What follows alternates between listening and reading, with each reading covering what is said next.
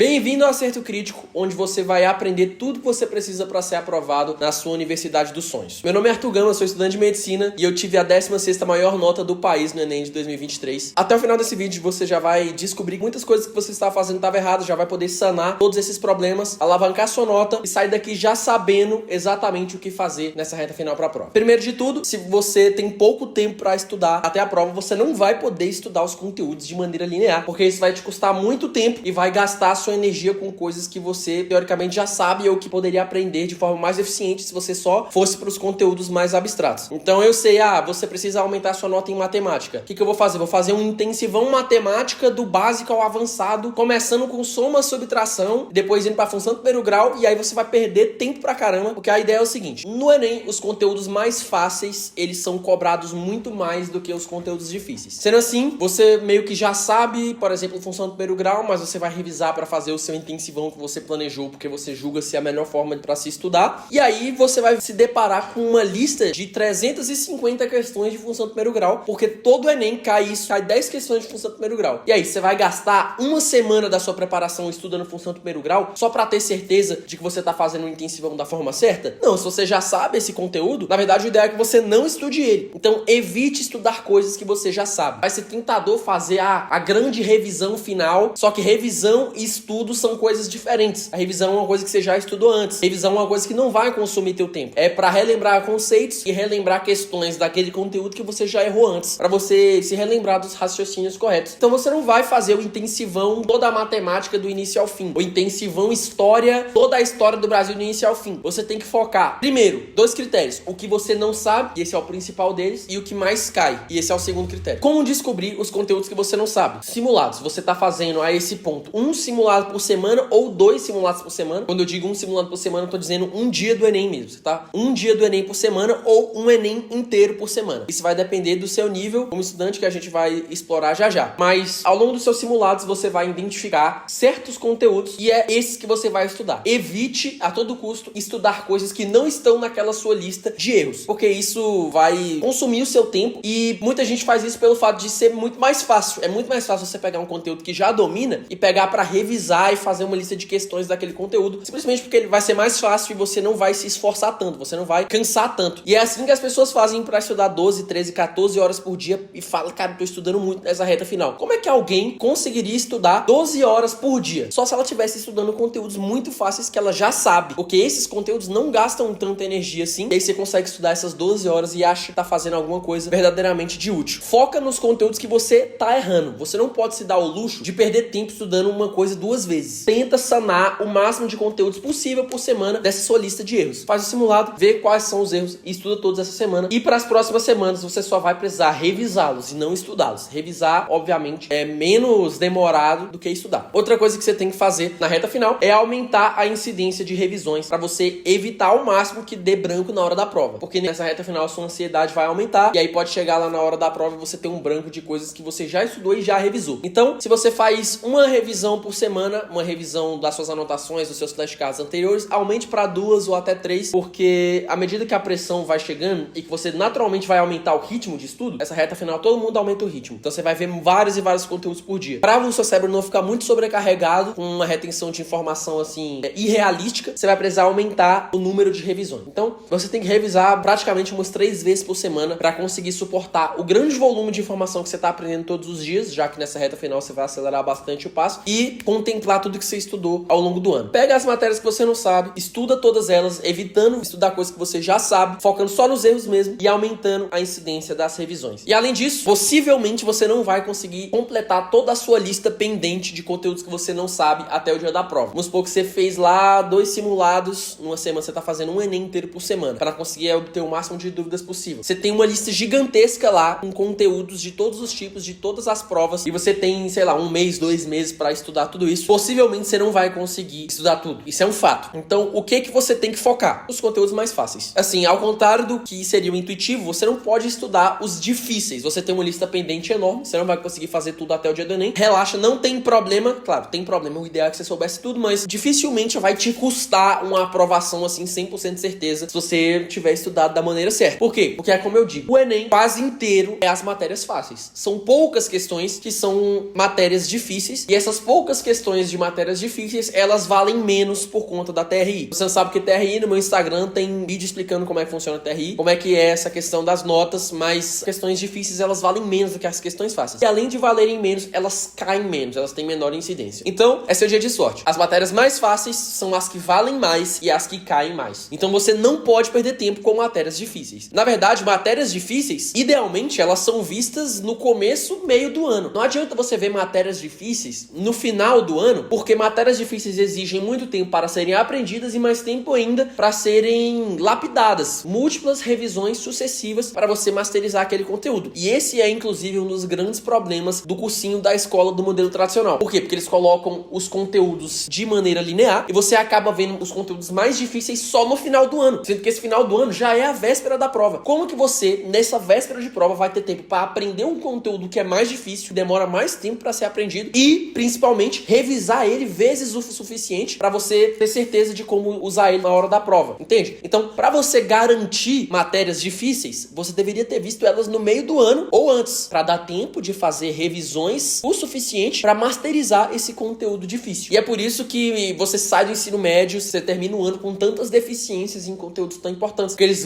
gostam de botar em ordem de dificuldade, sendo que o conteúdo não é linear e nunca foi. E aí chega no final do ano um acúmulo de matérias difíceis e dificilmente você vai conseguir entender a tempo da prova e muito menos revisar a tempo da prova. Então, matéria difícil, já passou a hora de estudar isso. Você não pode perder tempo com isso, porque além de cair menos, vale menos. Então, eu sei que pode ser difícil abrir mão do seu perfeccionismo. Caramba, eu não sei nada de eletromag.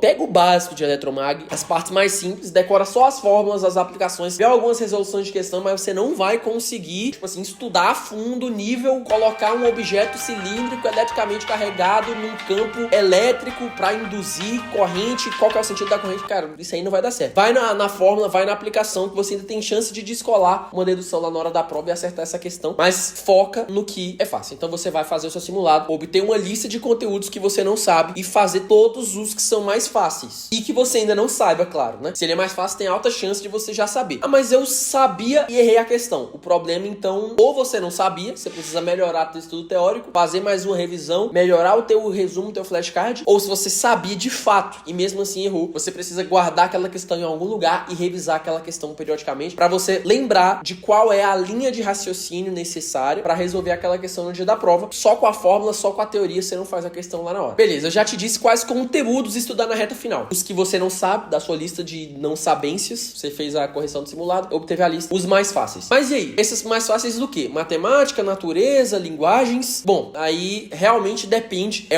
meio que um cálculo bem subjetivo, que eu não consigo dar aqui uma resposta fixa para todo mundo, mas você vai traçar sua estratégia de acordo com o que eu vou explicar agora, que é o seguinte. O Enem, ele tem duas classificações, o seu Enem vai ter duas classificações para as provas. São 5 provas. Linguagens humanas, natureza, matemática e redação. 5 provas. Algumas delas são de alavancagem e algumas delas são provas de base. Quais que são as provas de alavancagem? São as provas que têm o potencial de fazer a sua nota dar saltos, grandes saltos rápidos. Então é ir daqui para cá do nada. Então é dar um salto súbito de nota. Ela vai alavancar a tua pontuação. Quais são essas provas? São fixas. Matemática e redação. Por que essas duas? São as duas provas de longe as que mais valem. Matemática, ela vale muito mais que todas as outras 3 provas. Muito mais. Você consegue tirar quase 1000. E redação você pode tirar 1000. É a única que dá para tirar 1000. Ah, mas matemática e redação não tem peso para meu curso. É peso 1, peso 2. Não importa.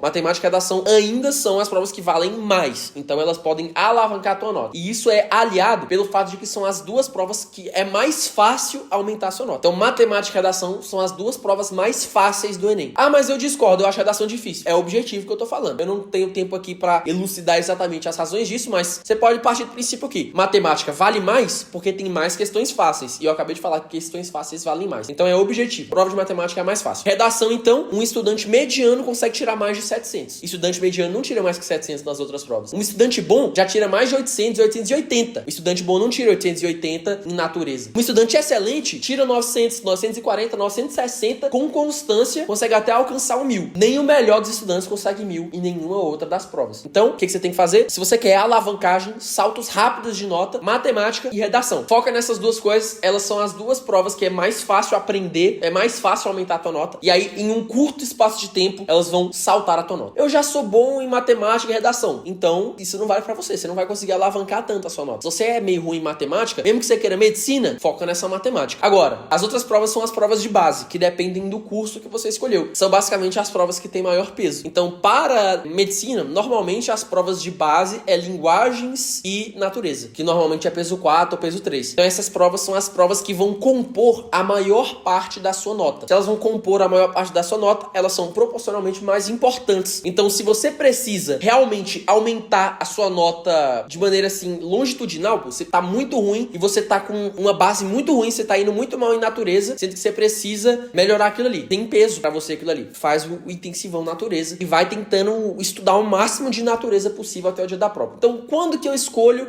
estudar base ou alavancagem? O ideal é que você estude os dois. Ah, não tem peso humanas. Então esquece humanas porque é reta final. Eu tô sendo realista aqui. Poucas pessoas vai ficar, vou estudar agora humanas e coisa. Pô, não tem sentido. Então é o seguinte, se você precisa de salto rápido, você tem que ir pra de alavancagem. Eu já sou bom em redação. Parte pra uma de base. Natureza, por exemplo. Ah, eu já consegui 40 acertos em matemática. Parte pra outra matéria de base. Qualquer que seja, beleza? Então você tenta chegar ali num bom nível de alavancagem, pô, um 900 na redação, um 35 acertos em matemática. Chegando lá, passa pra base e fica estudando base até o dia da prova, ignorando tudo que não seja base ou alavancagem. Tô sendo realista. É reta final. Você não pode se dar o luxo de estudar tudo, não, beleza? Se é tudo peso 1, você vai focar 100% em matemática. Porque se é tudo peso 1, matemática, ela vale mais, então ela é a melhor prova. Simples assim. Se não tem peso, matemática e redação. Se não tem peso, matemática e redação são tanto provas de alavancagem quanto provas de base. Se existem pesos, se é média ponderada, então você tem que tentar chegar num nível satisfatório de alavancagem e depois focar nas provas de base. Aí você vai customizando. Por exemplo, eu sou bom em matemática, mas não sou bom em redação. Beleza, então você para de estudar matemática e faz só redação e a sua prova de base. Por exemplo, natureza. Então fica fazendo natureza e redação. Opa, cheguei no nível bom em redação. Então agora natureza e a sua próxima prova de base. Por exemplo, linguagem. Você vai estudando natureza e linguagem. Você não vai abrir mão 100% de matemática e redação, claro. Ainda vai mandar uma redação ali por semana, 2 redações por semana. Revisar as questões que você errou anteriormente de matemática para você lembrar dos raciocínios. Mas só de você fazer isso, você já tem meio que uma meta ali de acordo com a sua necessidade, de acordo com o seu curso, com os seus pesos. E é isso que você tem que fazer na reta final. Pega a prova, define quais são as prioridades. Se você precisa de base, se você precisa de alavancagem. Decide aí qual que vai ser mais ou menos o esquema. Cara, vai ser então pelo jeito matemática e natureza. Beleza. Faz a prova de matemática e natureza, 1 ou 2 por semana.